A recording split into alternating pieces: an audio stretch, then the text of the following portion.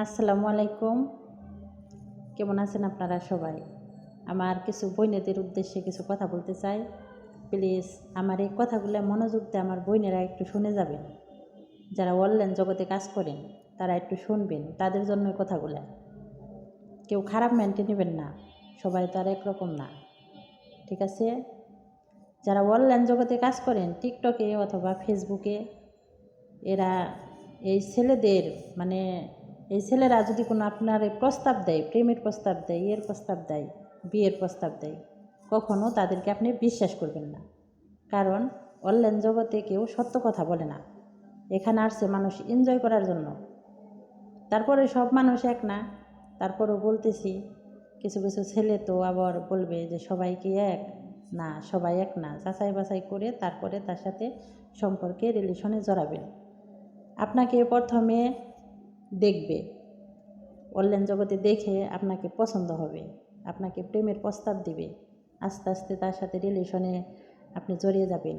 তা সে আপনাকে বলবে যে আমি তোমাকে ছাড়া বাঁচব না, তোমাকে আমি ভালোবাসি, এই জীবনে আমার কেউ নাই, আগে পিছে আমার কেউ নাই, বউ বাচ্চা নাই, কোনো কিচ্ছু নাই, এই কথা বলবে। এমনভাবে বলবে তোমাকে ছাড়া বাঁচব না, সুইসাইড করব, মরে যাব।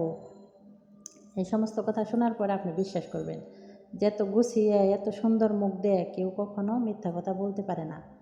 হয়তো যে কথাগুলো বলছে হয়তো সবগুলো কথা সত্যই বলছে।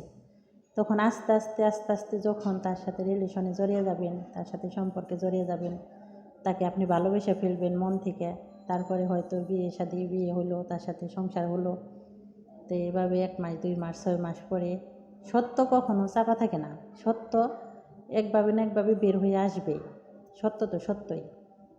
তারপরে আপনি এক সময় জানতে পারবেন আসলে তার বউ আছে, বাচ্চা আছে, সব কিছু আছে, আপনার সাথে মিথ্যা কথা বলছে। তখন আপনি কি করবেন?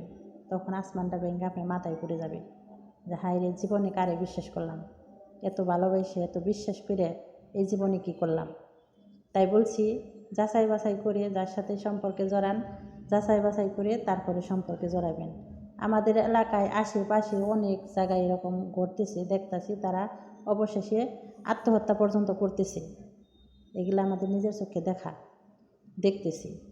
তারপরে যে আপনার সাথে অভিনয় করে, এত সুন্দর অভিনয় করে, প্রেমের অভিনয় করে, এর অভিনয় করে আপনার সাথে সম্পর্কে জড়াইছে, তারপরে তার যে আগে বউ আছে, বাচ্চা আছে, তারাই তার জীবনের সব কিছু, আপনি না। আপনার সাথে তো ক্ষণিকের জন্য এনজয় করার জন্য, তার চোখের নেশা যখন কেটে যাবে তখন আপনি তার কাছে কোনো কিছুই নাই। যতই ভালোবাসা দেখান না কেন, যতই তার জন্য মরে যাবেন, আপনি এই করবেন, এটা সে কোনো দিন চাইয়াও দেখবো না। কারণ ওই যে তার বউ আছে, বাচ্চা আছে, তাদের প্রতি তার টানটা আজীবন থেকে যাবে। এরা কখনো ভোলার মতো না, ভুলবে না, কিন্তু আপনাকে ঠিকই ভুলে যাবে।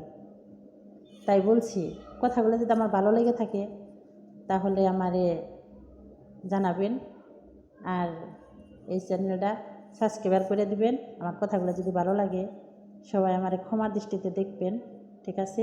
ভালো থাকবেন, আল্লাহ হাফেজ।